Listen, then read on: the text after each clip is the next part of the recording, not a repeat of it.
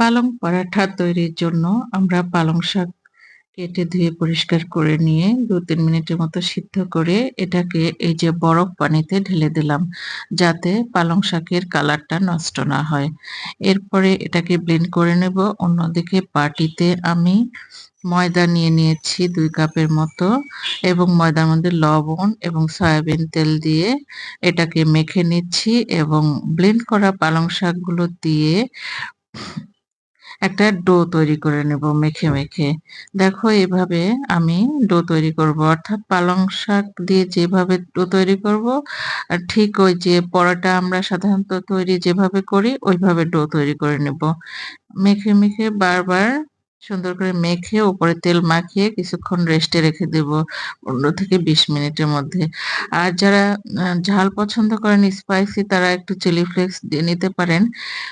এরপরে দেখো এটাকে আমি রুটির আকারে বেলে নিচ্ছি এবং তাওয়ায় সুন্দরভাবে ঘি দিয়ে ভেজে নিচ্ছি। সয়াবিন তেল দিয়েও ভেজে নেওয়া যেতে পারে, সরিষার তেল দিয়েও, অর্থাৎ ঘি ছাড়াও ঘরে যে তেল থাকবে সেটা দিয়েই ভেজে নেওয়া যেতে পারে। ঘি হলে একটু বেশি আ মানে মুখরোচক হয় এবং খেতে খুব টেস্ট হয়। ভেজে নেওয়ার পরে আমরা যেকোনো মিষ্টি দ্রব্য বা গুড়, চিনি, মাংস দিয়ে এটাকে পরিবেশন করতে পারি। বিকেলের নাস্তায়, সকালের ব্রেকফাস্টে, বাচ্চাদের টিফিনে, তারপর এই যে রোজার সময় ইফতারে আমরা এটা পরিবেশন করতে পারি। এটা আমাদের শাকের ভিটামিনগুলো শরীরে অ্যাবজর্ব করতে সহযোগিতা করে এবং আমাদের শর্করার চাহিদাও পূরণ করে। আমাদের ক্ষুধাও নিবৃত্ত করে। বাচ্চাদের যদি কালারফুল কোনো জিনিস দেওয়া হয় তাহলে ওরা আরো সুন্দরভাবে খেতে পারে। যারা শাক পছন্দ করে না তারা এভাবে শাকের ইউটিলাইজেশন করতে পারে।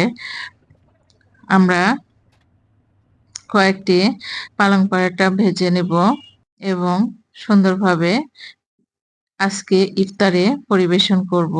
তোমরা যেকোনো প্রোগ্রামে এটা খেতে পারো।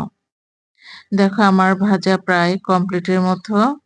কয়েকটা আমি ভেজে ফেলেছি। এটা এখন ইফতারে সার্ভ করব। যেহেতু এখন ইফতারের সময়। দেখো সুন্দরভাবে এটা আমরা পরিবেশন করব। তোমরা এভাবে বাসায় ভেজে নিতে পারো। ভিডিওটি পছন্দ হলে লাইক দেবে, শেয়ার করবে। আর চ্যানেলটি সাবস্ক্রাইব করে পাশে থাকবে বেল আইকনটি বাজিয়ে। ধন্যবাদ সকলকে।